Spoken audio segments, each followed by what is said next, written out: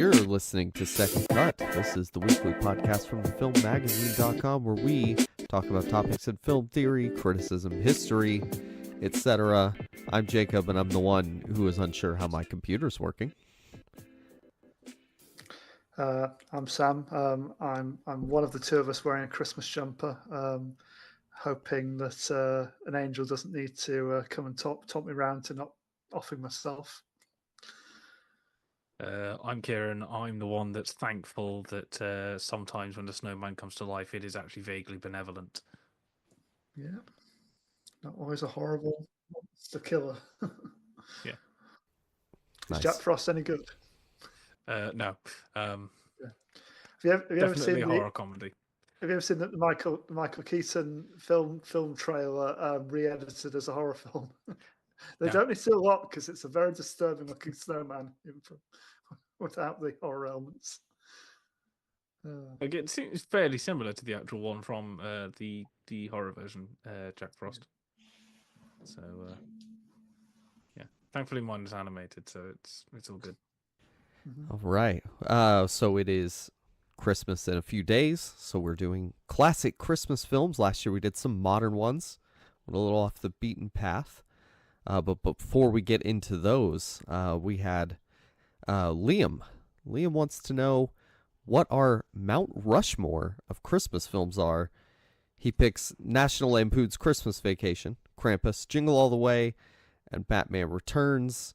And James picked Muppets Christmas Carol, Miracle on 34th Street, the remake, National Lampoon's Christmas Vacation, and Fellowship of the Ring.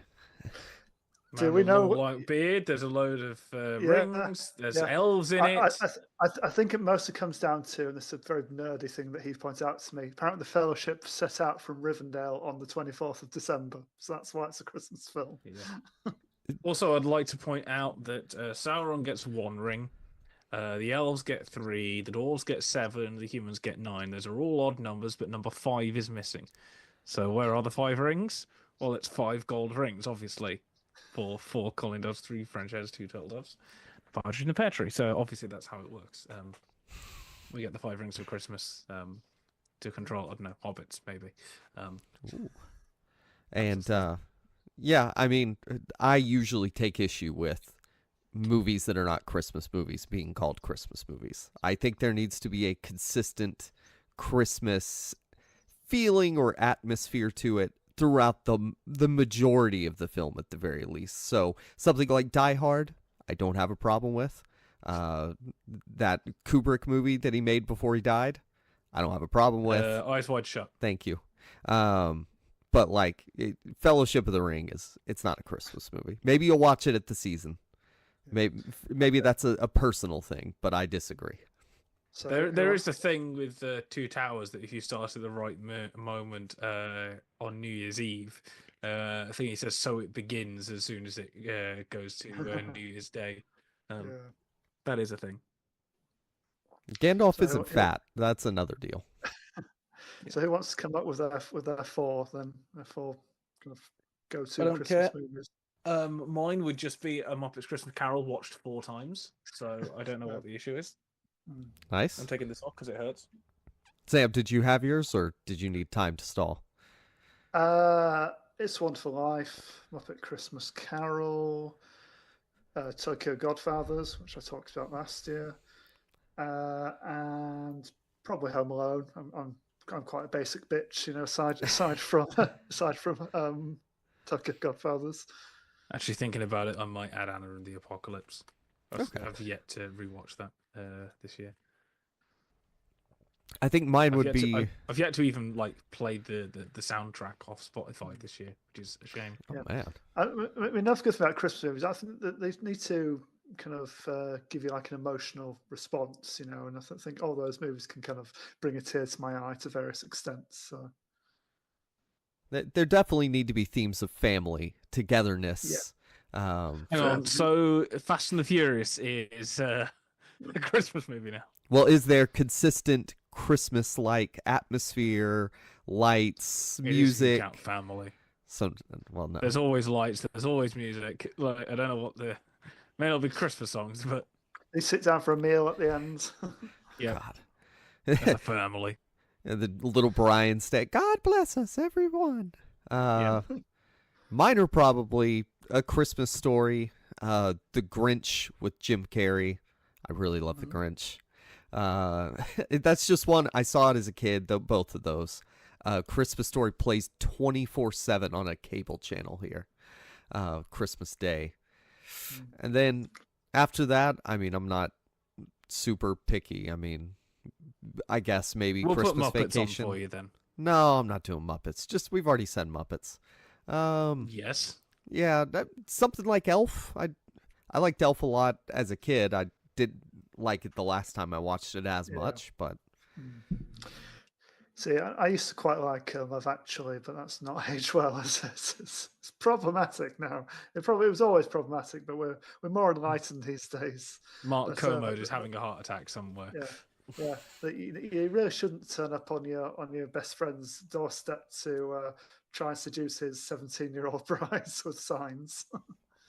the holiday is also hasn't aged well. Like Christmas movie, these people just swap houses and then start dating Jude Law. Like, it's very strange.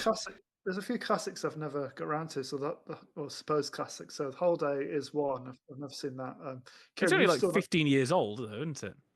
Yeah, I suppose, but it's one of those people always talk about. Kieran, 15 is old. That's almost driving age. I've never seen Christmas Story, but it's not really a thing over here. That's definitely an American one. It's like I don't go into for Christmas movies, so like there are so many that I just have not seen. It took me till last year to see It's a Wonderful Life and Miracle on 34th Street. So like it's just not my thing. Like, you've still not seen Home Alone, have you? No, I refuse to see Home Alone. You know, they made It's a Wonderful Knife. Like they should make like Miracle so on 33rd Street or something. There needs to be some kind of. No, it'd be Miracle on 42nd Street. Miracle on Elm Street. No, it's 46th Street, isn't it? The seedy one. Is it 46th Street? I don't know. I don't live in New York. We're gonna have to ask Martin Scorsese that question. Okay. Well, while Kieran looks up that street name, do we have anything else on Christmas movies, or do we want to go ahead and get into this? Yeah, might as well get into it, I suppose. Yeah. All right. So we'll start with the first chronologically, Miracle on 34th Street. It came out in 1946, and It's 42nd Street. Okay, thank you. Very close to 34th, I guess. Just a few numbers away. Yeah, it's essentially where all like the rundown kind of seedy cinemas and peep shows kind of things used to be in sort of like the 30s and 40s and 50s. So you get people like Joe Dante saying they kind of grew up there with. Apparently, Joe Dante had a wild story that he can't remember what he was watching, but somebody randomly got chased out by somebody else with an axe in the middle of a screening, and everyone just turned around and kind of just went, "Shut up, we're trying to watch." That kind of thing. But 34th Street is much nicer. Yeah, Travis Bickle takes his dates to 42nd Street, I guess. Yeah. Is that a Christmas movie? It has lights. Anyway, I watched Miracle on 34th Street. It was like my first time watching it as an adult, so I didn't remember how stupid this movie is.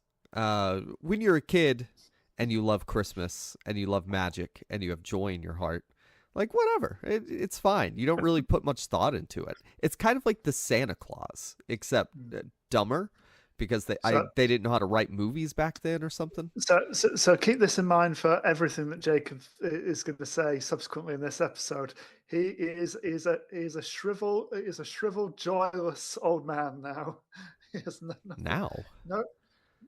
lights. Have I got heart. He just issues? Oh, Kieran's back. I'm back. My internet connection is unstable. Freezing is very apropos. A bit my knowledge of the U.S. postal system. Yeah. Unstable. So, God, I have so many issues with this. It's so dumb. It's so bad. So first of all, just the whole thing is Santa's real. And if you don't teach your kids that, you're a bad parent. You got to teach them myths like Jesus and Santa. That is that's a very important thing to the good guy lawyer in this movie, who just kind of announces randomly that he's a lawyer, because it's going to be appropriate to the plot. I've seen the Christian version of this movie. This is the movie where they prove Santa exists in a court of law, and nobody thinks that that's silly or ridiculous. I don't know. I don't understand how that I can think be a you'll court find case. they do. That's half of the film. Are you saying God's Not Dead is a remake of Miracle on 34th Street? It kind of is. God's Not Dead 2, to be precise. I guess the plot of it is... God's Not Dead 2, the New Testament. Anyway, sorry. That would have been better. It's I think it's just God's Not Dead 2. I don't think there's a subtitle. But 3 is Light in the Darkness. Anyway, I'm distracted. I'd rather be talking about that, to be honest. The plot of this movie is that Santa is in New York for some reason. I guess it's not Christmas, so he's hanging out. And he, sees a drunken Santa, goes, well, that's just not going to do. I need to step in for this guy. And he becomes a mall Santa, or just a Macy Santa, because malls didn't exist yet. And then it's about proving whether or not he is literally Saint Nicholas the... what is Santa? Is he like a spirit of some sort? Is he immortal? They're not very clear on the Santa lore in this film, but, Well, that's the thing about saints in kind of Christian belief is it's all pretty vague about what they are and what they can and can't do. And they've done something miraculous in life to get their sainthood, but after that, a little bit. It's not consistent, is it? no. Nope. He's not even Saint Nicholas. He's Kris Kringle. That's his name in this movie. He's like the Santa from Coke ads, which probably was not the conceived image of Santa until, like the 1900s or something. Coke. It's essentially kind of the nearest you get a kind of what kind of we now think of is literally the Ghost of Christmas Present from A Christmas Carol. Like, that's kind of what we started to base everything off. Although one of the people, amazingly, who kind of started to commercialize Christmas anyway, was Washington Irving, who did Sleepy Hollow, and he was one of the people that kind of essentially brought it over from. He came over for a bit to the UK and Ireland, and like, can we have all these kind of festivities? And took it over and started it all up, and then we kind of nicked it again. Because initially, Christmas celebrations were essentially just like 2 weeks of drinking in the Middle Ages, and then then there were laws like, this is not good, this is not holy, bring it back inside. And the Washington was like, let's restart it again, and then it all took off from there. And Dickens got involved, and kind of our traditional image of Christmas is kind of Dickens evolved, as it were. But also Prince Albert, bringing across sort of like the Germanic idea of Christmas as well over to England, the UK. Yeah. I mean, look, for America, it's capitalism. The Charlie Brown Christmas thing, like, that's the message, is it's about capitalism, but it should be about Jesus. And this movie has a little bit of that, but then it's also very clearly about capitalism. Like, Mr. Macy says, yes, we're going to tell people to go shop at another store so that they become loyal customers here. And it's like, well, I don't understand this. Who thought this was a good plot for a movie?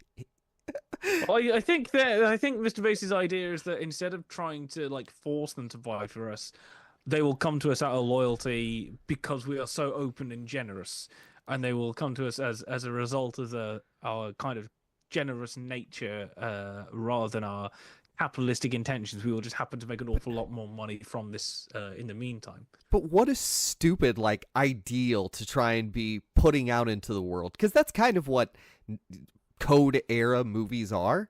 Is like, you have to send these messages about authority and about blah, blah. So they're going, well, you know what we're going to do? We're going to say, be a good corporation and don't be selfish. And it's like, no, I just want the lowest price. I want the thing that I want. I don't care. This is what you have done to me as a human. I am now a consumer. I am a number. No, I'm not going to be a loyal customer to you because you don't I am carry not the a thing number. I need. I am a free man. It's such a weird, stupid message for no reason in this Christmas movie. Can we just point out though? One, it's always good to see Maureen O'Hara on screen. I don't care even if it's a stupid movie. And two, as I learned today, Maureen O'Hara never got an Oscar nom. Not even a nomination. I'll tell you what, Like, she Jared Leto has an Oscar. she is I don't understand it. she is very convincing as a skeptic, and same with her daughter, like the skeptical little girl. Now, Santa spends a weird amount of time just hanging out with kids by themselves. Like he's always in that little girl's bedroom, tucking her in. And I don't know why. It's super weird. It's Natalie Wood also. Let's throw that out there. She's great, but like, why are there so many scenes of grown men hanging out with this child? It's so strange.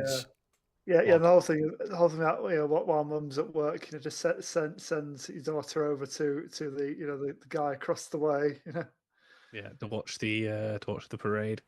Yep. It's all just recycled. The baseball guy was a clown from last year. They just repainted him. Definitely save money.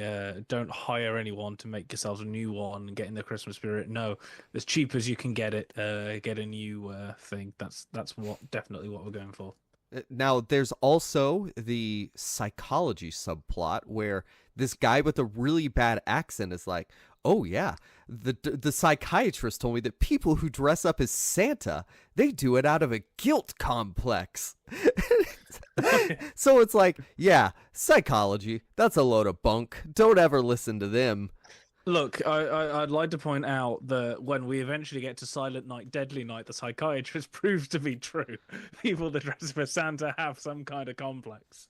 But this movie, it like, that's bad that you would consider that somebody would spend time thinking about. No, Santa is just pure love and joy, and there's no motive behind it at all psychologically. Like, it's nothing but noble to be Santa.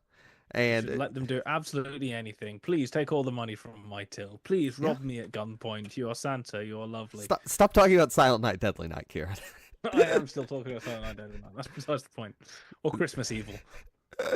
There's a reverence for Santa that I do not understand or care about or care for. My sister-in-law does not tell her kids that Santa is real. She's like, there are people who think he's real, so don't go around like ruining their time. People have different beliefs, but we buy the presents for you. Later on, when the trial's going on, and they're like, if we have a newspaper article that says Santa is not real, do you know what happens? The global economy collapses. People will not shop. People will not do this or that. And it's like, but if Santa wasn't real, everybody would have to buy more presents because they're not magically appearing under the tree. Which, do they magically appear under the tree in this world? I don't know. Yes, obviously. Or do they? How the hell do you think they magically obtain a house? They go to Macy's. Macy's does not gift them the house. I think they did in Santa the gifts 40s. them that. It's Extreme Home Makeover. I've seen it. I will say, for as much as all that, and as much as the fact the post thing is ridiculous. One, it's fun to watch, and two, it is a genuinely clever bit of writing. Because No. I was It's not. No, I was watching this today, going, if you've got this issue where you as a writer have gone, I need to somehow prove to a federal court that Santa exists. I can tell you, I would not be thinking of Post. Well, That is not what I'd be doing. And I watch that and I go, it may be stupidly pulled off, but it's a very kind of nice left-wing bit of thinking to think of to go there in the first place. I do appreciate that. let's back that up a little, because what happens is Santa goes to the insane asylum because he fails a psych test on purpose. I don't know why. He goes to Bellevue and he's in there, and they're like, Santa, we're going to get you out of this. We're going to prove God's not dead once and for all, that Santa is the real Santa. That's the movie.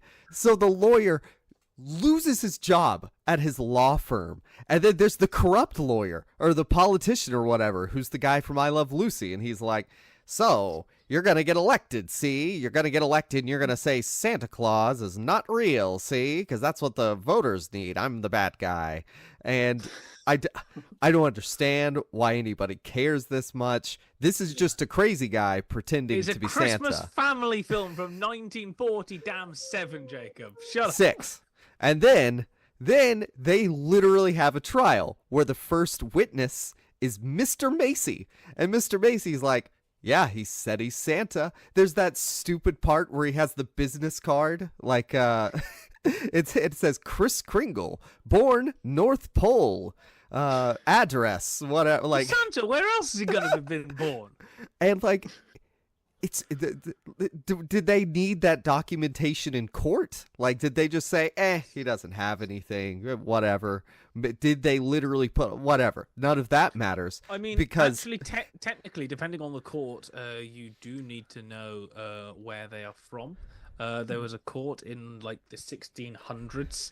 I think it was the 1600s where somebody tried to essentially sue Satan for possession and possessing somebody, making them commit evil deeds, and the court in the 1600s had to have the case thrown out because Satan was technically the prince of a foreign power, and they did not have jurisdiction over it.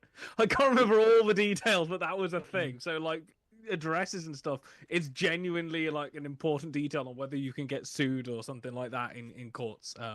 So I don't know. Santa, Satan, Krampus, maybe that's a thing. But yeah. Well, yeah, that first witness they call up, Mr. Macy, he's like, sure, whatever. They call the child of the DA to the stand so that he could say, yeah, he's Santa, and that doesn't matter. So they're like, yeah, what you need is absolute proof from like a federal power, an acknowledgement that this is Santa Claus. Well, why would that... Just because a guy in the government says Santa is real does not prove that Santa's real. The president could write, this guy is Santa. That doesn't make him Santa. But anyway... I don't know. If there was an executive order coming in the next 4 years that Santa is real, I think things would have to change. Although, to be honest, the post office would say Santa is real, and suddenly the Department of Government Efficiency in the next 4 years would be changing their minds very, very quickly. Oh, God. They're trying to dismantle the post, actually, so that's great. The post office here, though, it's not like the post office declared it. They said Santa is real. It was just some guy in the mailroom who was like, hey, what are we doing with these letters? I know, we'll just give them to this guy at the courthouse that says he's Santa. And that's dumb. And that's not proof that somebody is Santa, especially when it's just some guy. Why wouldn't they go, oh, they put the wrong address on here. This goes to the North Pole before they throw it into the incinerator or whatever they do with letters to Santa, because Santa's not real. And I think there is meant to be some magic that they all put the North Pole there, and however it is, they all get sent to Kris Kringle wherever he's staying, insane asylum, thing like that. And therefore, if they all got to him by magic with nothing except Santa North Pole in it, they have to be magically directed to somebody that happens to be Santa, because that's the only logical way that it could happen. Rather, I think they're trying to say that is more likely than some like Mission Impossible style government post office conspiracy. I think you're putting way too much thought into this. But this is also just a New York branch of the post office. It's not like all of the Santa mail ever goes to this one guy. It's just this little place was like, yeah, sure, we're gonna, as a hilarious joke, send these to Santa. But yeah, that's proof Santa's free. Because he's real. I don't know. And then the movie's over. And I mean, look, Maureen O'Hara and her new boyfriend get a house, the one that the kids always wanted. Yeah, that the kid has like a magazine under her bed, so she can be like, I want this house. And it has a swing in the back garden. That's good. Because I've not seen it in over a year. Did they do the line about one nation under God in that? Probably. I stopped listening.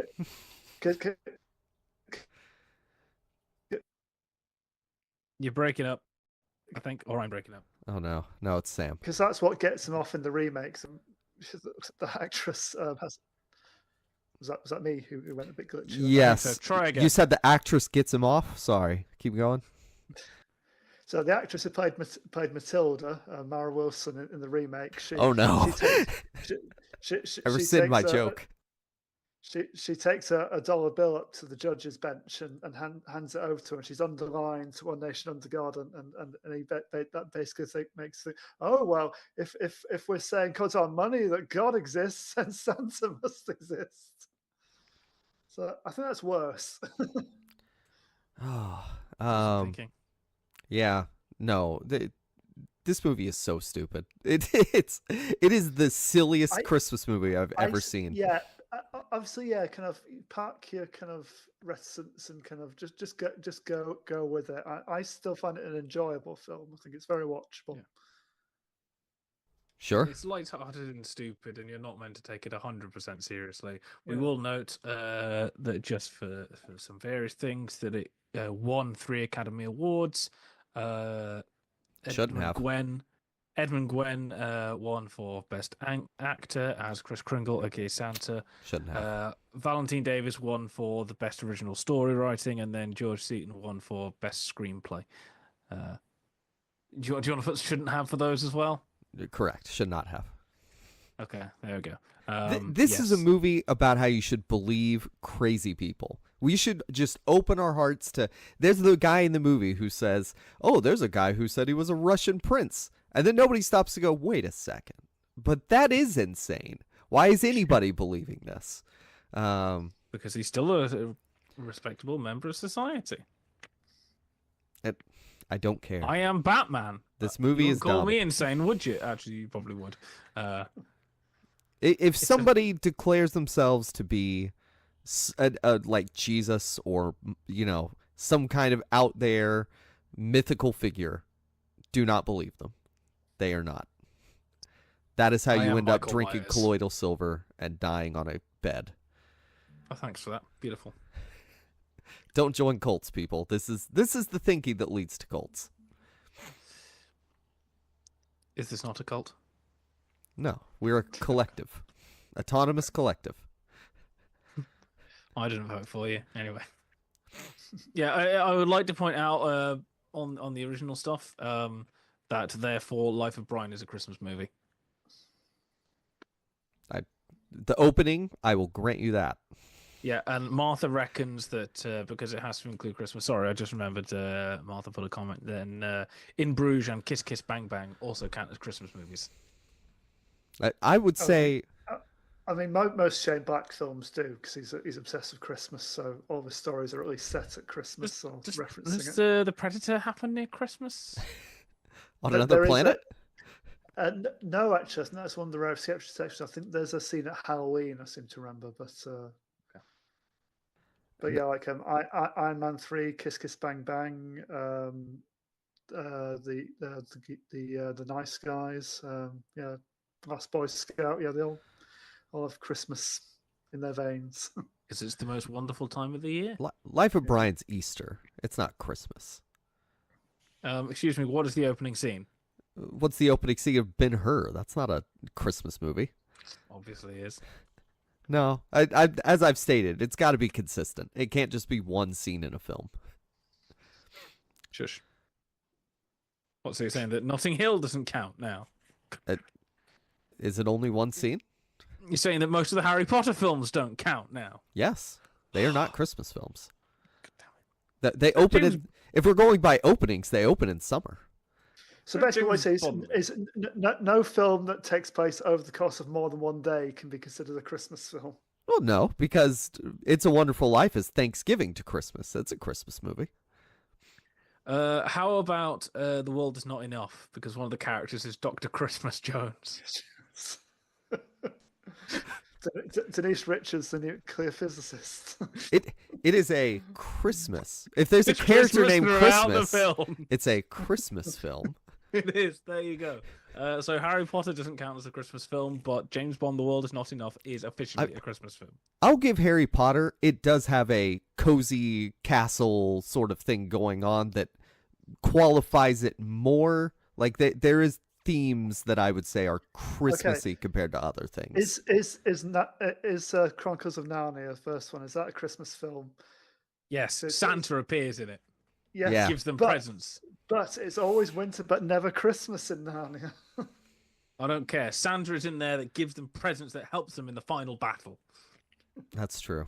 And there is more Christmassy stuff in that than It's a Wonderful Life. Aslan is the reason for the season. Aslan is Jesus. There is Santa in there. It's snowy. Like, I don't know what your issue is. Well, here's a question. Is It's a Wonderful Life a Christmas movie? Yes. It is a Christmassy movie. It is not a Christmas movie. Culturally, obviously it is. It's not. Anyway, Sam, tell us about it. Yeah, the original, A Christmas Carol, was. Yeah. I mean, obviously, very much kind of inspired by that kind of a story. Is there a movie with Scrooge in his childhood? Well, some adaptations of Christmas Carol have flashback scenes. Yeah.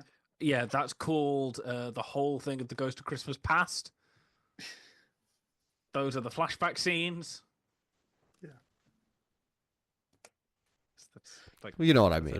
Like where the whole opening of the movie is we watch his childhood and. Yes, that's the Ghost of Christmas Past. Yeah. I don't think there's any adaptation where it's like a chronological tale of Scrooge's life because that'd be really boring. With an hour of time spent not on the ghosts. And then you have to go back over the stuff, you know. Don't give them ideas. They'll do like a Scrooge origin story movie. It's like, you mean A Christmas Carol? Yeah, but Disney will do it all with lions. Just saying. Anyway. Yeah. It's a Wonderful Life. It's a Wonderful Life, 1946 film, although I think released... 42, isn't it? No, 46. Is it 46? Flipping heck. Yeah. Released in a lot of territories in 47 though, because it was released throughout the winter season. I saw 7. By Frank Cap. Sorry, carry on. Yeah, no, it's definitely dated 46, but yeah, it was released in a lot of in most territories in 47. It's 47 film for you, but a 46 film for us, Jacob. So for once, you get it later than we do. Yeah. So Frank Capra's film. So it's about it's the life and times of George Bailey, played by James Stewart, who's a good guy in a small town who always puts others before his dreams, but he ends up wishing himself out of existence after a particularly bad day, and sees the disastrous consequences of him not being around with the help of his guardian angel. So that's a very brief summary of the hour 15 kind of Sam, but basically cradle to grave examination of George Bailey's life. That would be like describing Star Wars. There's a kid named Luke, and then he goes on to fly an X-wing and blow up the Death Star. You have to skip a lot of this movie before you get to he wishes he had never been born. I'll be honest, I'd forgotten that was just like the final act, like the last half hour or so. It's you're right. There's a lot there. I do forget that, but I think that's one of the kind of contrasts that makes it work. 'Cause it's like a real kind of turn on its heel, kind of into like bleakness and like the last act. When previously it was all about kind of love thy neighbor and kind of quite sentimental stuff, and just a very romantic view of kind of that era of kind of America, small town America. Am I the one who kind of really misses like a page turning kind of title sequence? So try those, try those classic. We're starting the film now. We're starting the story. Let's open the book with the title on it, and then we'll turn the page. Shrek do that. There are others. I'm trying to think though. I know, but I think it used to be quite common in like Disney movies, but when they're all based on kind of well-known kind of stories. But I quite like for this kind of era of kind of romantic kind of throwback kind of films. Although it probably wasn't a throwback in the 40s. It was what they used to. It's probably quite innovative at the time. Yeah. So though this was it was not nominated for 5 Academy Awards, including Best Picture, but it was actually received quite mixed reception on its initial release. and was very unsuccessful. Kind of it didn't break even, so it's I think it was what was the difference again? Cost. Cost 3.18 million. Only made back 3.3, and probably needed 6, to hit that point. So it wasn't commercially successful. In fact, it killed Frank Capra's kind of production company, Liberty Films, which he established like the previous year, and only. Let's just say it didn't go well as a studio. They only made 2 films, and both were flops. So what we're saying is that Frank Capra can come out with something and tank a production studio, but Coppola can do exactly the same thing and tank his own American Zoetrope, isn't it? But those films genuinely are awful because he's done it twice to his company. The One from the Heart did it, and then Megalopolis has done it. Yeah. Yeah, I mean, Frank Capra was one of the kind of the biggest kind of American directors, kind of in the 30s. He had like a real string of success with when he was working at Columbia. I think a string of about 8 or 9 films. I think kind of hit after hit after hit, and won all his Oscars basically for those. So won Oscars for It Happened One Night and You Can't Take It With You, and then then he had the war where. I'm sure I mentioned before, he did these. He did a series of Why We Fight films, which were essentially propaganda for the American troops. So he denied that they were that. But then after the war, he seemed to kind of change his view on the world a bit, really, and his films became a little bit less kind of. They're still kind of romantic, but kind of less, I suppose, idealized, and possibly a bit more laid, a bit more grown up, I suppose. But they just didn't quite. Didn't quite translate to the same success with audiences and critics, at least contemporaneously. So the copyright actually expired for this, which I didn't realise until looking at it. Just jumping in very quickly with the Capital War films, we have actually covered those in a previous episode. Can't remember which one it was, but we have done. It's when we're looking at war and propaganda, wasn't it? So if anyone wants to go check those out, they are in our back catalogue somewhere. Yeah, I mean, they're definitely curiosities, all available on YouTube, and they're interesting. So I think because this was kind of seen as like a fair at the time, they didn't really bother to renew the copyright, and it went to public domain in 74.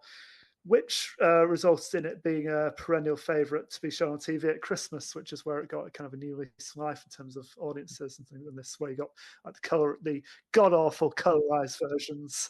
Yeah, I didn't realise there was a colorized version until I cracked open our DVD that technically belongs to the family and found there was a colorized version on disc 1 of the 2 discs. The original is on disc 2. I'm like, why would you do It's an absolute abomination. The only thing worse than this colorized is Laurel and Hardy colorized. It's not right.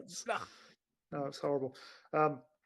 So it's become like a bit of a perennial favorite, kind of a Christmas classic since this, and it's now widely considered kind of one of the great kind of American films. Along with a few of other of Capra's kind of bigger successes. It didn't see that level of success. When at the time, but kind of it's kind of grown in kind of recognition. Over the decades. I find it interesting that kind of in this era, kind of mid-40s, immediately post-war, you get quite a few films involving angels, kind of helping out mortals, their various issues in life.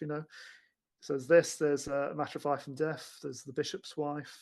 There's a few others, but it seems like after the war, people still like grieving like a lot of obviously a lot of trauma and a lot of lost loved ones. They kind of need a bit of a lift, a bit of possibly a bit of hope, from kind of otherworldly forces, I mean, just in general, otherworldly forces and stuff in terms of wartime were a thing anyway. Arthur Markin, who wrote The Great God Pan, amongst many other things, from Wales, so got to big him up, obviously. But he wrote quite a few kind of ghost stories of kind of benevolent ghosts for the trenches of World War One, and even now when the Russia-Ukraine conflict happened, you had essentially people creating the story of the Ghost of Kiev, which was meant to be a phantom plane that would apparently shot down 6 Russian fighter planes, although they revealed about a year ago that, like, yeah, we made that up, which is a shame because I wish they hadn't have done that, just this idea of a ghost plane thing. So the kind of wartime and kind of the supernatural benevolent things is a connection that goes on for a while. And I think it was Constantinople in like 900s when it was being sacked or attacked at one point. There were, because it was meant to be like the new Rome or the third Rome or whatever it is, there were reports that the goddess Athena was prowling the battlements during the siege and things like that. So the relation between kind of wartime and needing lift and kind of benevolent spirits, in this case angels, is a thing which has been going on for throughout the years. Yeah. And the opening scene of this, it does kind of remind me of A Matter of Life and Death, funnily enough, from the same year. It's like such just like you see in the cosmos, like it looks like stars talking to each other, but really it's angels kind of debating kind of what to do. You know, they've got their target on Earth. You know, we need to keep an eye on this guy. You know, he's going to be doing something important. So they pick a junior angel, Clarence. Leave it to Sam to bring in a Powell and Pressburger. Well, comparison. Sam, how do these spirits talk to each other? What is the visual? It's like stars just blinking at each other, essentially. Blink, blink. Yeah, at least in The Matter of Life and Death, it's sort of a sweep, like across, like a galaxy kind of visual with like a narration. But there's the same kind of wry kind of look at like humanity and kind of how small we are and kind of insignificant, you know. But yeah, of course, they send the angel in training down here to help George out. Basically, look, he's in trouble now, but we'll show you kind of how he got here first of all, and then we basically start his life. So, you know, start with him playing around as a kid. He falls through some ice trying to rescue his younger brother, and becomes deaf in one ear on the back of that. You see him meet up with his future wife Mary, who kind of falls in love with him while they were kids. I mean, there's a nice little kind of tracking of their relationship. You know, kind of the various points where they declare their feelings for each other. So they're about like 10 when she kind of whispers into his deaf ear that George Bailey, I'll love you until the day you die. And it's when it's like their kind of graduation dance that he professed that what is it you want, Mary? You want the moon? Just say the word and I'll throw a lasso around it and pull it down. So different levels of kind of declaring your love for each other, but basically they're kind of soulmates from the beginning, and I think for me it's one that was one of the really kind of compelling kind of movie romances out there. You know, I think that they've got real chemistry, and essentially this is like a big kind of sweeping romance. You know, with that kind of with a guy. You know, just I mean, the only thing I suppose he puts first in his life is his family. You know, it's kind of that happy kind of home life, that relationship. But otherwise, he'll put aside any other dreams, you know, to help out his neighbours and stay in a small town and give up on things as long as he can help out his fellow man. There's also the bullies that open up the swimming pool so that specifically Jimmy Stewart will fall in.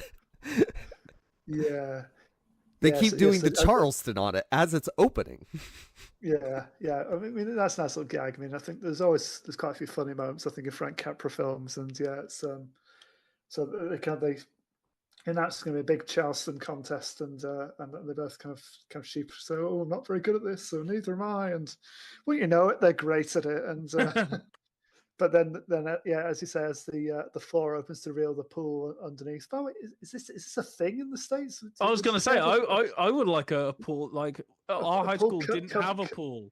So we didn't get swimming lessons. Our primary school, we had to be bussed to the next town over half an hour. See, we did have a pool, but it was like a big concrete basin. Basically, it was like it was just like a hole in the ground filled with concrete with a shed around it. It wasn't nothing like this. But yeah, you have that kind of, they think like the crowd's reacting to how good their dancing is, and there's several like kind of near misses, where they're dancing, backing off close to the edge, and then they come back again and they do it again. And then eventually they fall in and everyone joins them, and isn't it a big laugh? It is a fun scene, I'll give it that. Yeah. So yeah, obviously eventually they, after a few kind of false starts in their relationship, and various dreams being crushed and everything, they do settle down. They have kids together. All this time, George Bailey is kind of keeping his dad's company afloat. So the building and loan companies. So essentially, they're not a bank. They're kind of lenders. They'll help people. But buy the houses. And it's sort of like a community based kind of thing to keep people afloat. Of course, it's under the watchful eye of a Potter who's the Scrooge, Mr. Burns kind of millionaire who just wants to buy up everything and is an absolute shit. Always got to have one. Yeah, and he's his dad looked like John Huston also, and also he did a bit, yeah. Very much like could have been Jimmy Stewart's dad. Yeah. That was good. Yeah. So Potter's played by Lionel Barrymore. It's a bit of a change in pace for him because he worked with Capra on a couple of other films, but usually his go-to was like kindly old men, and just to play Potter in this, I think must have been a real kind of refreshing kind of change of pace for him. Just play this irredeemable kind of horrible creature. He was a very well regarded kind of actor, kind of on stage and screen, but kind of had to. They were still very active throughout the 30s and into the 40s. He was a lot more limited by the kinds of roles that he could take on because he had crippling arthritis, basically. So he was, and he can't take it with you.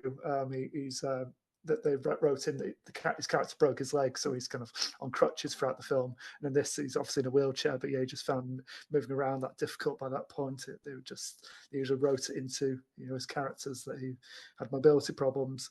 Can I just say he would have also, instead of Mr. Potter, done actually a very good Churchill impression? Yeah, like he has kind of the facial structure and the jowls for it for some reason. Yeah. So when he was sat down, I'm just like, that's just Churchill with an American accent. It's so weird. Yeah. This is one of the rare films where the villain actually gets away with it, and I kind of theorized, and I think other people have, that basically Potter gets away with this because he ends up essentially robs the Bailey family, because so he's got this George got his absent-minded uncle.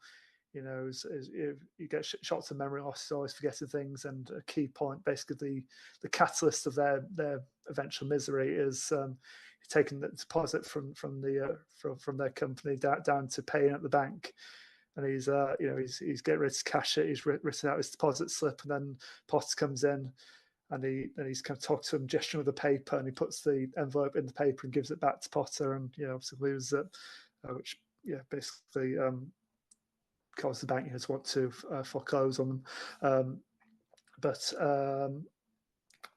So Potter essentially kind of steals.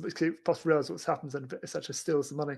And normally in a film like this, in this era, in saying very much in Code era, you'd have the villain being punished for it, but he's not really. He's just as far as we know, he gets away with it. And I kind of theorize that it's because he's a capitalist, basically. It's like if this was a poor person, stealing, they'd have had to learn the lesson by the end of the day. But because this is a rich guy just being competitive, trying to get one over, in the market, then they kind of let that one slide. So I was going to say, it's like that would be very bad for America if the hard-working kind of industrious money kind of obsessed people that prove with hard work and guile you can get far in life. If they were given their comeuppance, it wouldn't really work, would it? Yeah. Apparently the FBI issued a memo regarding this, kind of in terms of like how dangerous could it be for the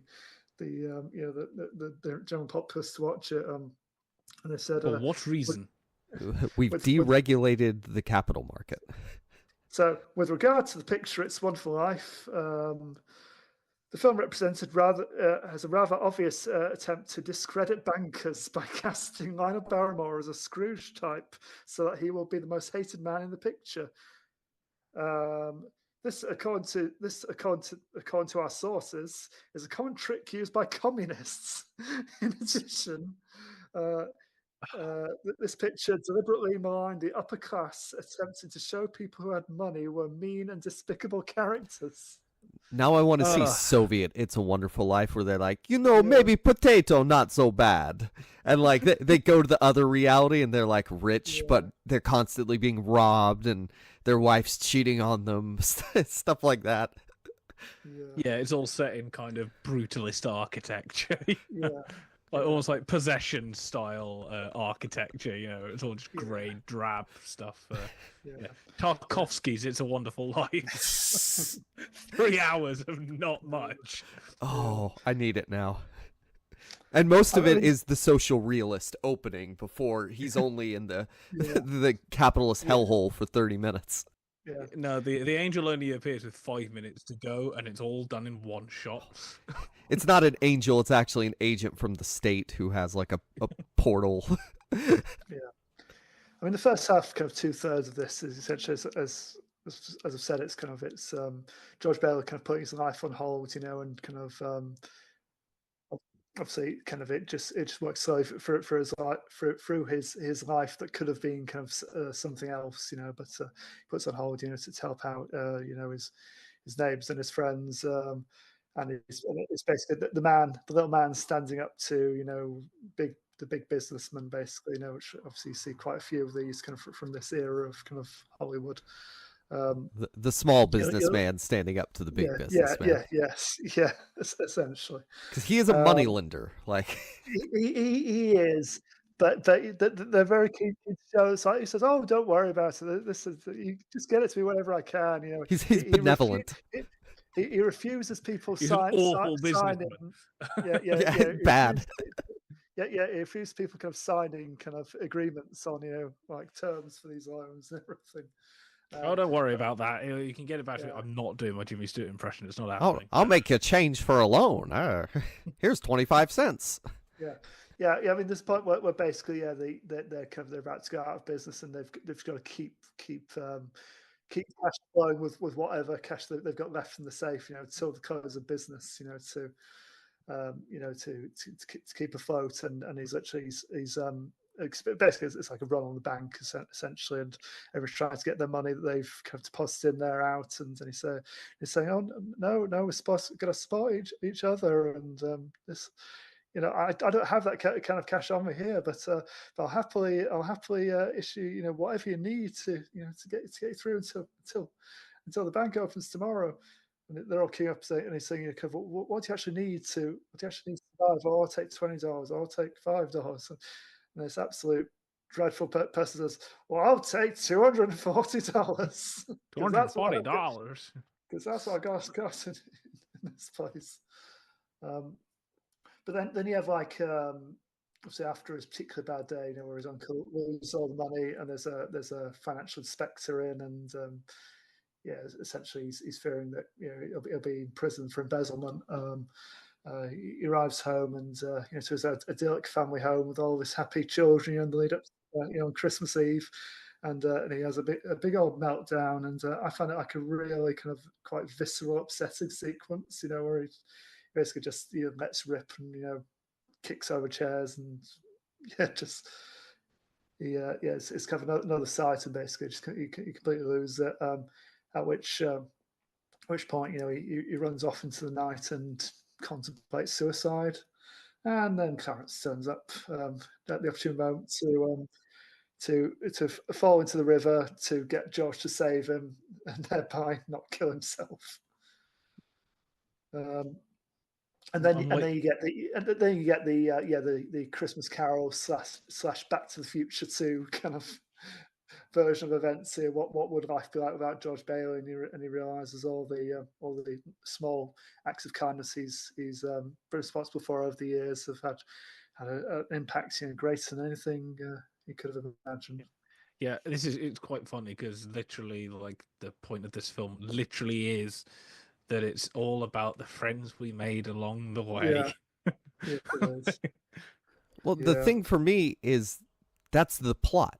So I'm expecting that to kick in the whole time I'm watching this. And I could tell it's a better movie than Miracle on 34th Street, but my expectations, I'm sitting there going, why am I watching him take over the business now that his dad is dead? When are we going to get to the part where the angel's here? The Christmas part. When are we getting to the Christmas? And then it's never. It might as well not happen.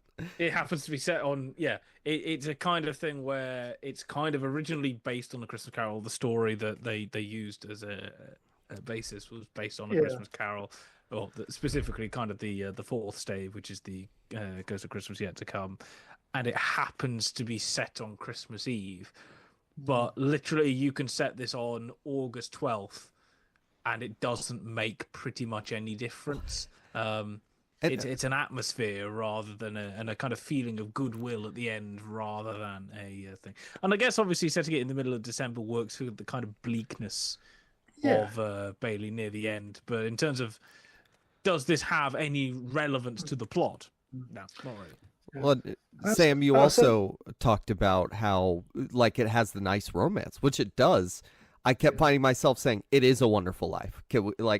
Why does he need a wizard to show him this? An angel, please. I meant God. Yeah. They used, just like a few little bits of trivia about the film, that they used a firefighting chemical for their artificial snow, essentially. So it's why. But basically, there's that scene where when they've dived into the river, he's rescuing Clarence. That's why when Clarence kind of rears up out of the water, it looks like his face is covered in foam because it's what you get in like fire extinguishers. They're using their fake foam. Apparently, before this, they used to use coloured cornflakes. They used to use paint cornflakes white and sprinkle them that way. But they couldn't do that. Worked in silent films, but they were too loud for sound pictures. Apparently, strange that. Yeah. The set for Bedford Falls, which is the town they live in. It was all amazingly not. There isn't any location shooting in this. They built the full town. It was one of the biggest sets on the RKO kind of backcourt. Included 75 stores and buildings, a main street, and a main street that was 300 yards long. So, by the way, I've just discovered Beverly Hills High School is where the swimming pool thing was in It's a Wonderful Life, and apparently it is still open. And as far as I can see, possibly that the swimming pool is still in use. Imagine just watching It's a Wonderful Life filmed nearly 80 years ago and going, oh my God, that's my high school gym. That's gotta be terrifying. Everybody's watched by hundreds of millions. It's that's my high school gym. That scene's got me thinking. It's like there could be an interesting kind of new competitive sport there. Dance, starts off as a dance competition. You've got to move quick before the floor opens. No, Sam will know what I mean by the bleep test. Yes, but you do a version of that where you have to almost long jump it, and every time everyone gets across, you widen it a bit more, and if you miss, you kind of fall in, almost like an episode of Gladiators kind of thing. Yeah. And you widen it each time, and it's kind of last person that can jump the gap wins, instead of the bleep test of the person who can run it. Yeah, I do like how they make Donna Reed look like a sad old spinster in the alternate reality section just by tying her hair up and putting glasses on her. That's normally how it works. It hasn't changed even in 2020. Yeah. So she's become a librarian out of misery, and just the kind of. I mean, that's still how you make a young female come out of her shell and suddenly become attractive, isn't it? You take the glasses off and let her hair down, and suddenly everything is she's attractive now, and the main character falls in love with her. Yeah. Debatably, Jimmy Stewart wasn't the biggest star in this. We also had Jimmy the Raven, who appears in over 1,000 feature films in the 30s, 40s. And I didn't realize that he was actually in every Capra film from 38 onwards, basically. So the last decade of his filmmaking always had a role in it for Jimmy the Raven.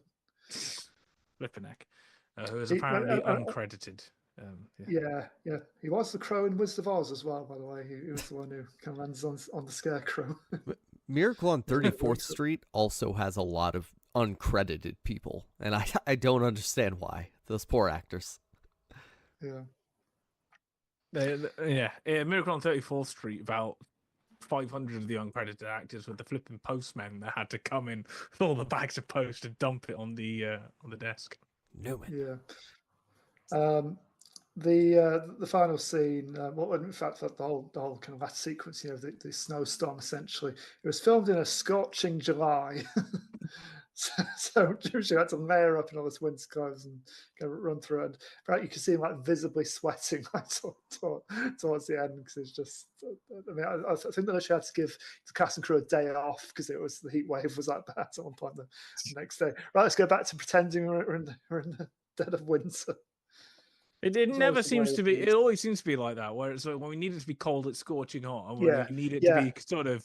With the classic.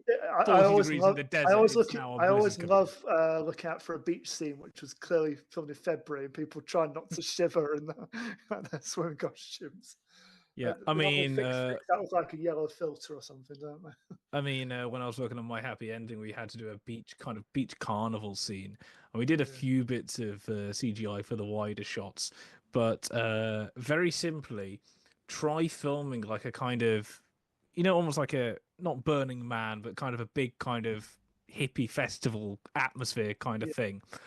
On a beach in Wales in the end of September. But a beach in Wales in June or July is not the warmest thing in the world to begin with. Later on, it's just kind of miserable, How much did it rain? It didn't rain at all for that bit, but when we had to try and do a kind of very glitzy and glamoury kind of Hollywood premiere that we mocked up on the Aberystwyth University steps, that it chucked down all day, which is why in the final film most of the cast are still in the car and kind of talking to Andy McDowell from the car, when the original plot was them to be standing outside, and they just decided we're not getting out in the rain. So we had to change how we shot it. So weather does impact things, and any filmmakers try and get all your outside stuff scheduled earlier on in the shoot, because then if stuff goes wrong, you can film the inside stuff then and reschedule your outside shoots. By the way, Amelia, sorry, haven't read the chat yet. Welcome I was back. trying to see if we could get through this movie. But Amelia says, "It's a Wonderful Life" is a crock of poop. The wife ends up an old crone, unmarried and lame. It's like saying she'd never marry without him. And the Beverly Hills gym pool's in a deleted scene in Hocus Pocus. So there you go. Yeah, apparently, according to Wikipedia, it's also been used in things like Clueless as well. And apparently it's the same school that Gordon Ramsay's daughter goes to as well. So in the one episode of Hell's Kitchen where they have to do her prom, they all come from that same school that It's a Wonderful Life was shot at, which is really weird. My favourite piece of It's a Wonderful Life trivia was that James Stewart and Donna Reed, both from small towns. So Stewart from Indiana and Reed from Denison. She demonstrates her rural roots by winning an impromptu bet with Lionel Barrymore when he challenged her to milk a cow on set. Wow. I don't know whether that was in between kind of setups for scenes, or whether they put aside some time specifically for that, where they got the cow from or anything. But yeah, that must have livened things up.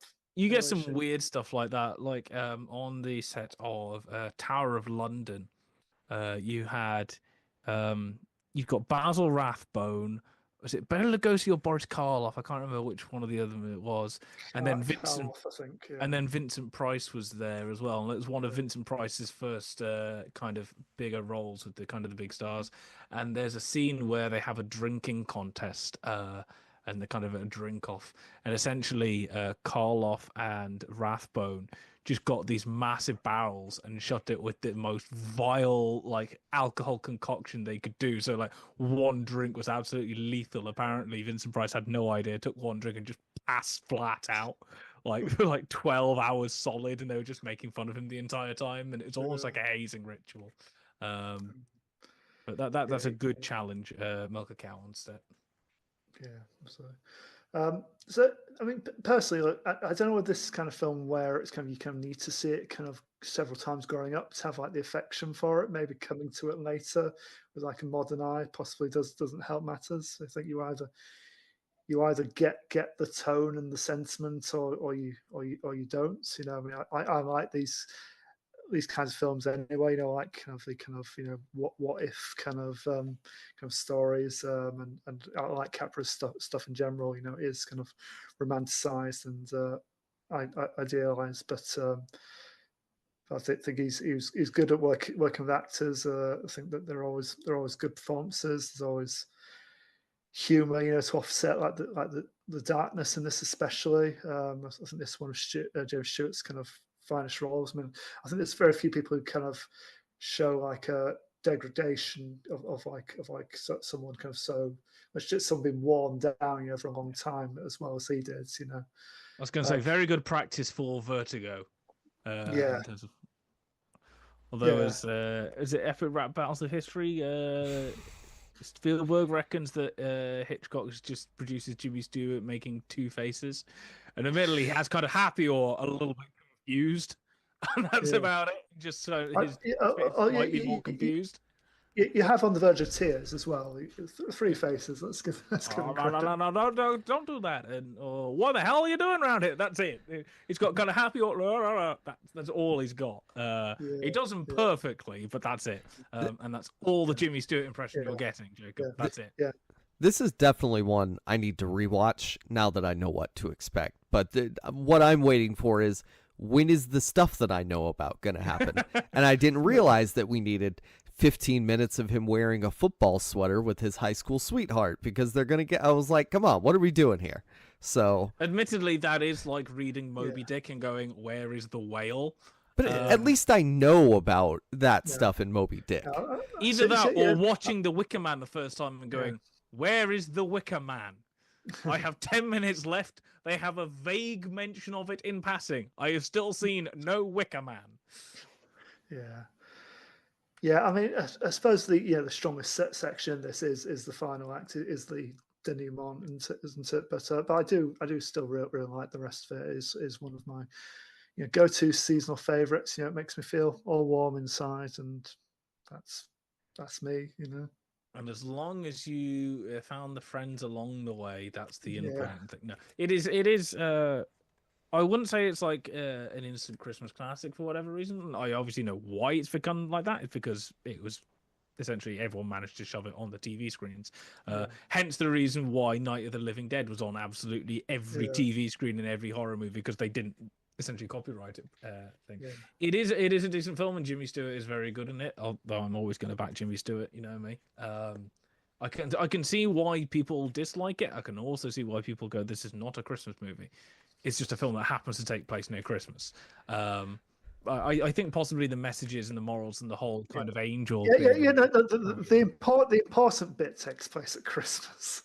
Yeah. And also, like, I didn't know this was Capra, to be honest, but like watching it, I could tell that this is one of the better directors of the era. And then it's Capra. So I mean, he's very kind of technically gifted, really kind of eye for detail and everything, and like I said, very good at working with like his favorite kind of cast members. I mean, he worked with Jimmy Stewart at least 3 times, might have been 4, I can't remember now.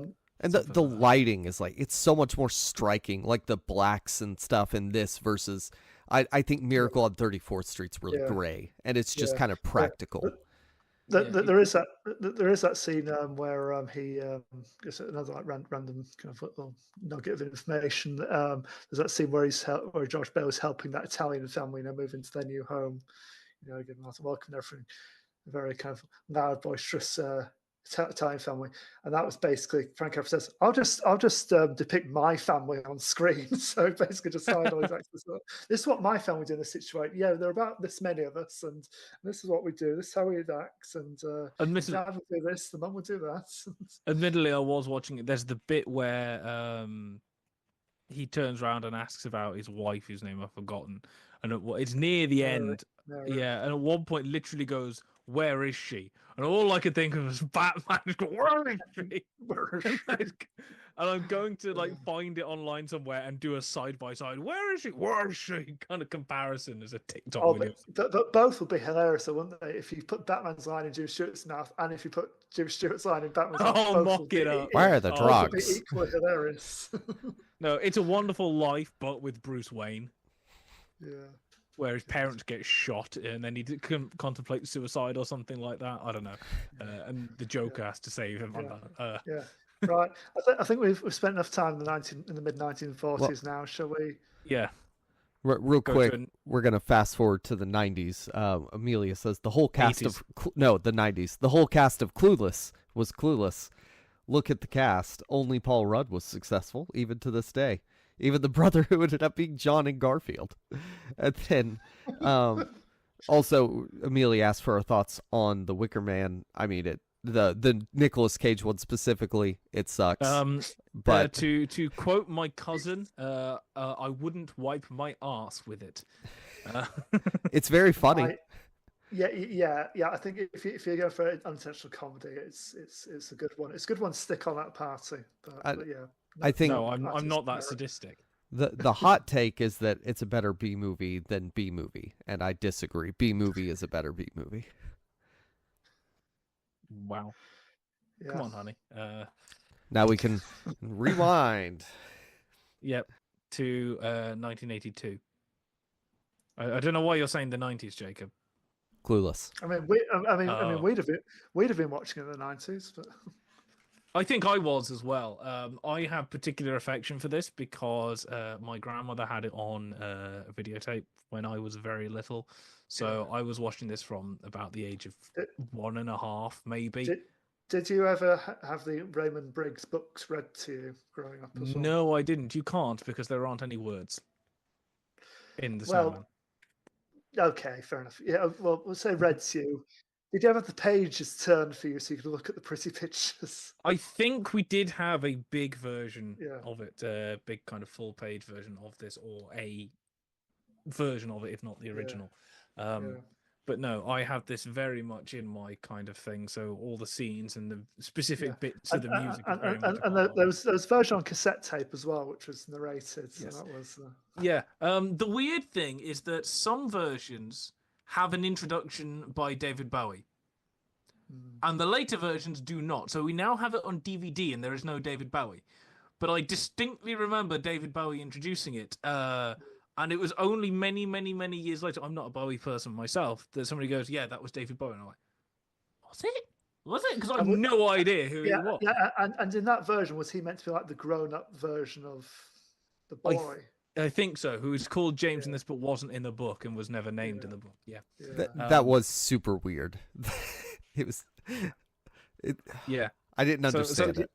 So that was not in the original thing. So you two, if having rewatched this and watched for the first time, Jacob, did you both see the version with Bowie in it? Here's the thing. I didn't rewatch this again because it's so ingrained in my cultural consciousness, and we now watch it every year anyway. That it's kind of like if you'd asked me what film kind of do you think I have probably seen more than any, not that I can remember seeing, but I have seen more than any other film, The Snowman would be it, because again I used to watch this in July when I was 3 years old. That's the kind of thing that this film is for me. Some people used to do that with Star Wars. For me it was The Snowman. Yeah.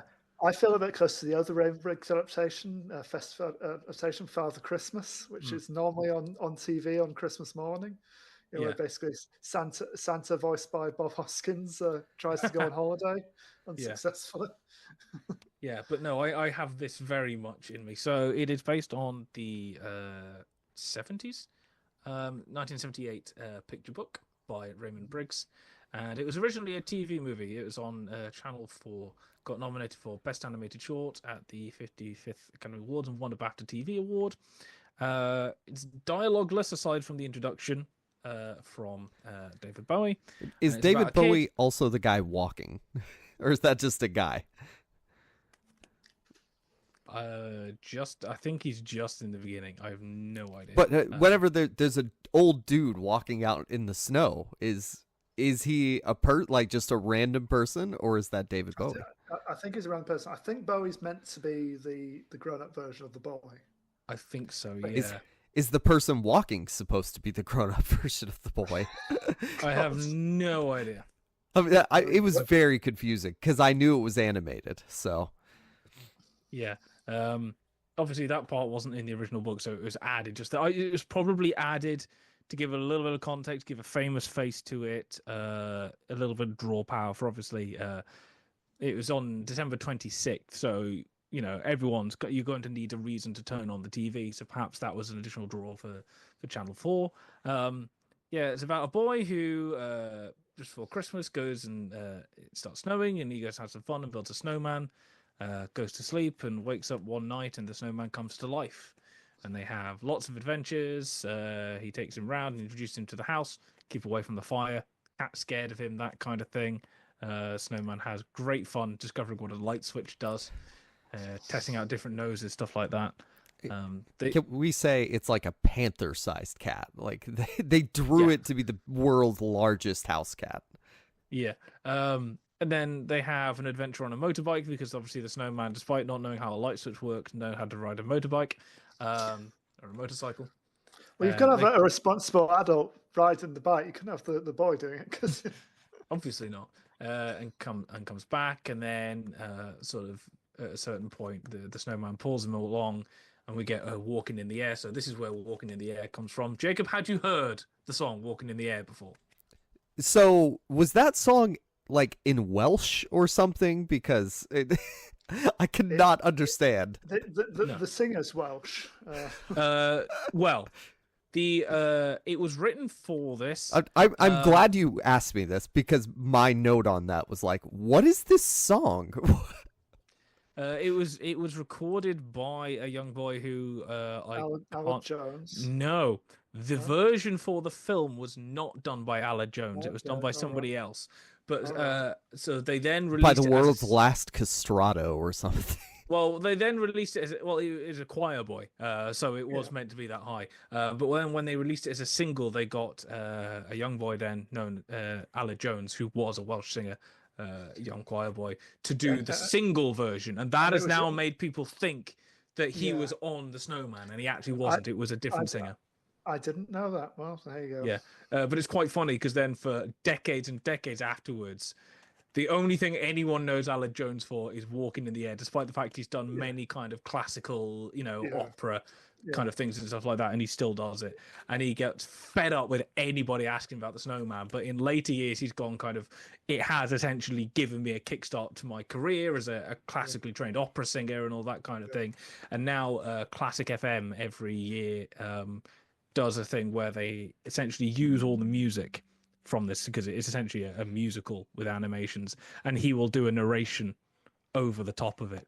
And so he has kind of walked into but it wasn't originally Alan Jones on the Snowman. He only essentially did the re-recording for the single. But Real so they quick, have Amelia, we discussed The Lion, Witch, and the Wardrobe is a Christmas film. Is that where we landed? It has Santa, it has Jesus Aslan. Santa gives gifts in a snowy winterland that help us save the day. I don't know how it's not a Christmas film. Boom. All right. Like, it's more Christmassy than It's a Wonderful Life.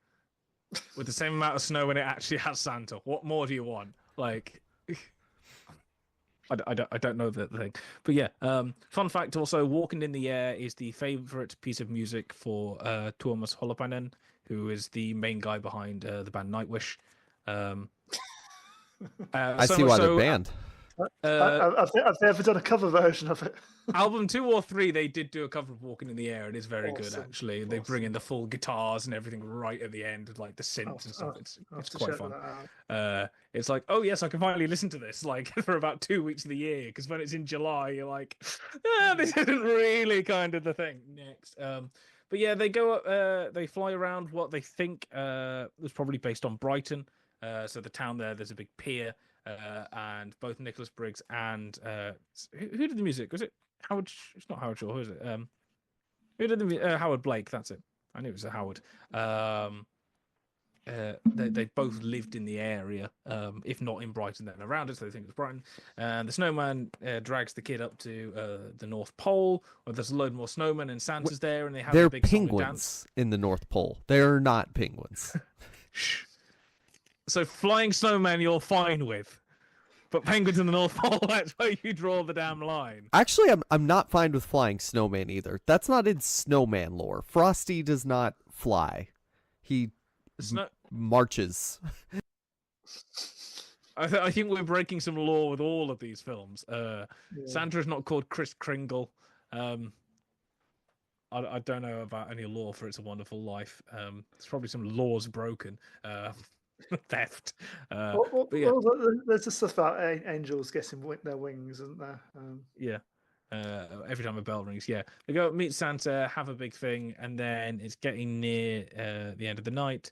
So the snowman magically brings him all the way back down, hundreds, if not 1,000 odd mile, in about 30 seconds, all the way back home again. The kid goes back upstairs, and the snowman's there waiting for him. When the kid wakes up again, he rushes straight outside, and sadness of sadness, spoilers, the snowman has melted. And it's just a really sad ending. It's devastating. I mean, as much as I'm emotionally affected by It's a Wonderful Life, the snowman is sadder. Yeah. The fact it had all these wonderful adventures come back and the snowman has melted. There's an M&M's advert on the UK TV at the moment where they've created a snowman, they're bringing inside, and he's slowly melting inside, a bit like Olaf, from Frozen. It's like really weird. I reckon they got that from this. Yeah, it's an interesting one because it was kind of pitched to Channel 4, and they're like, we kind of don't know what we're doing with this, so they added things in.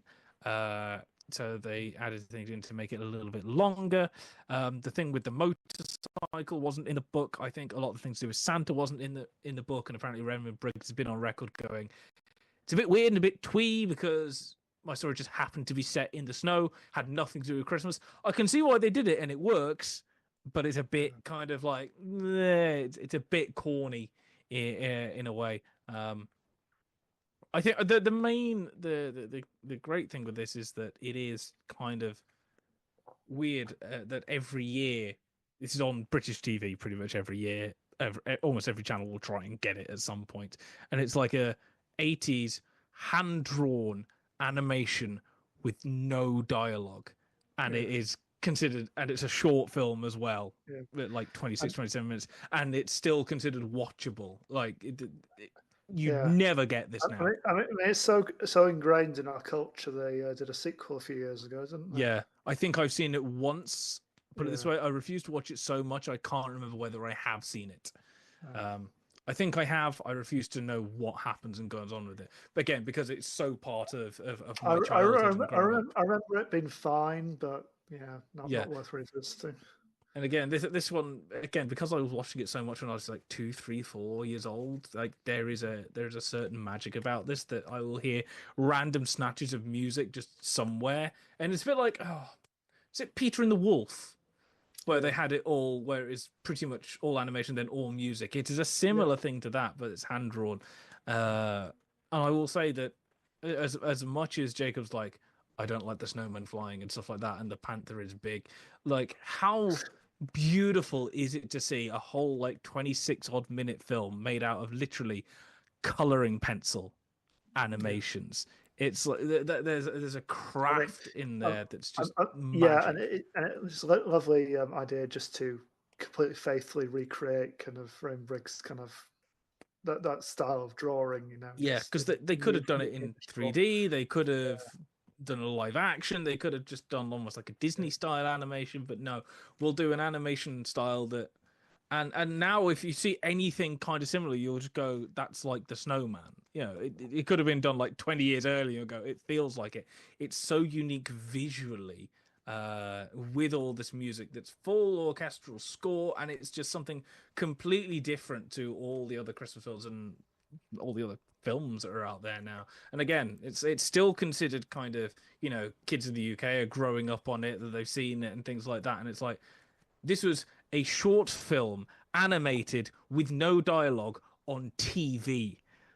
This is like astonishing that it got made to begin with, because it's like, okay, and aside from Bowie at the beginning, obviously there's no like main actors. You can't even have like a main voice actor in there somewhere to draw the crowds in. Like, you imagine trying to pitch this now, you'd get laughed out of the flipping building. Like, it's not going to work. I mean, I'm still surprised that Ghost Story for Christmas is going on, because it's like the BBC is still funding short horror films.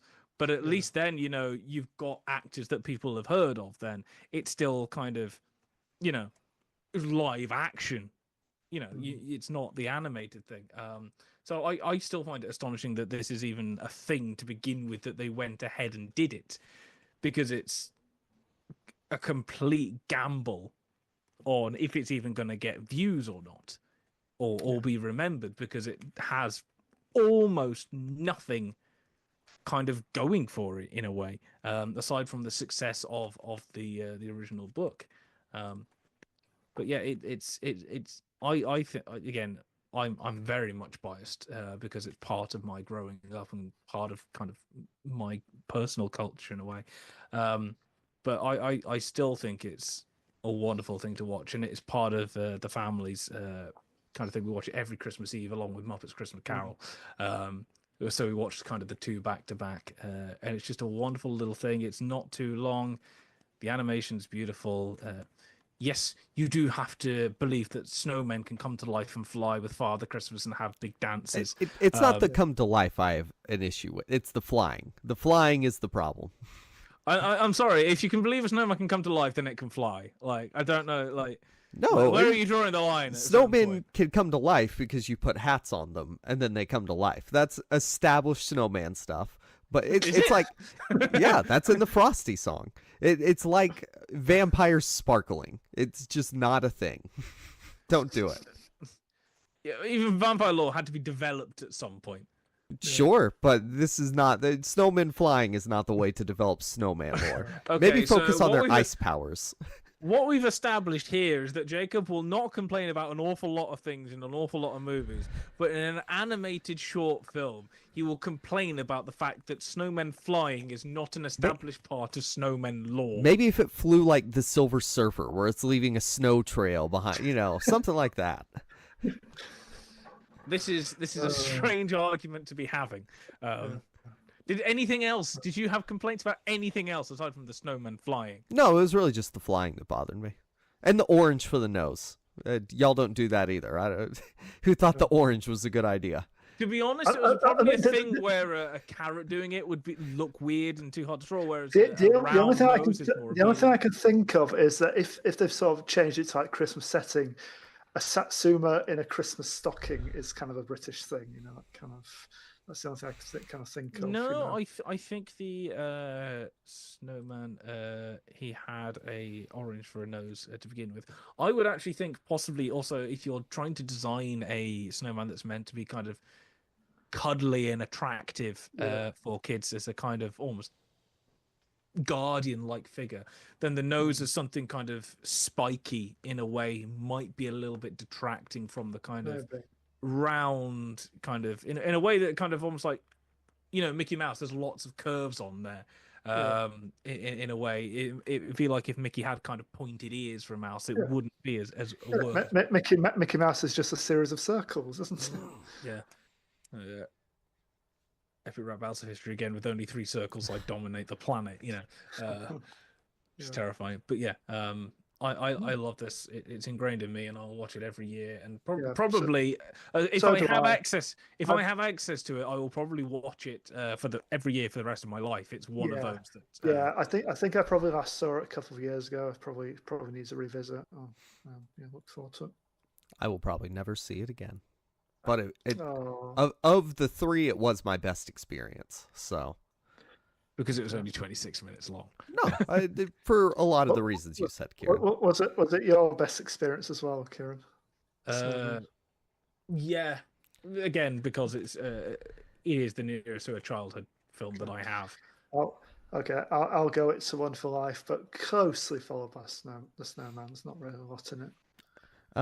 Amelia is imagining a remake of Miracle on 34th Street where it's Mrs. Claus in the parade and not Santa, and a female lawyer falling for the mother of the little girl. And we're doing a gender-swapped Miracle on 34th Street. Well, Mrs. Claus is played by Ellen DeGeneres. in this version. Oh God, no. She seems more elfy. I was thinking Melissa McCarthy would play the drunk one though. Yeah. I will take that. Yeah. No, you'd have to do something like weird and offbeat, like have Mrs. Claus played by Lady Gaga, just to see what would happen. Like, because I could see her passing it off. No, Lady Gaga is the lawyer, maybe. Yeah, she's the lawyer and the mom. They're one character now. Oh my God, no! You're saying they're all the same thing. It's like Monty Python does Miracle on 34th Street. John Cleese is just like the little girl and Santa in the same scene, having to jump back and forth between shots. Terry Jones is the old women. Yeah. Yes. Eric Idle is the judge, you know. Yeah. No, Terry Jones will be all the women. I am the judge of this court. Well, I didn't vote for you. All right. Well, we're falling off the wagon now. Let's wrap this up. That's it for this version of Christmas Classics. Maybe we'll do another one. I don't know. Probably not though. There's other ways to approach Christmas movies. But we'll be back next week with something else. Until then, guys, probably, I don't know if we'll do one next week. Oh, probably the week after. It's Who knows? Christmas next week. Well, we'll be back the week. Yeah, we're back for New Year. We'll do one at some point. Until then, where can people find you? You can find me at SSP Thinks Film and at the Film Magazine, where I've published a review of the new Lord of the Rings animation, The War of the Rohirrim, this week. For you to check out.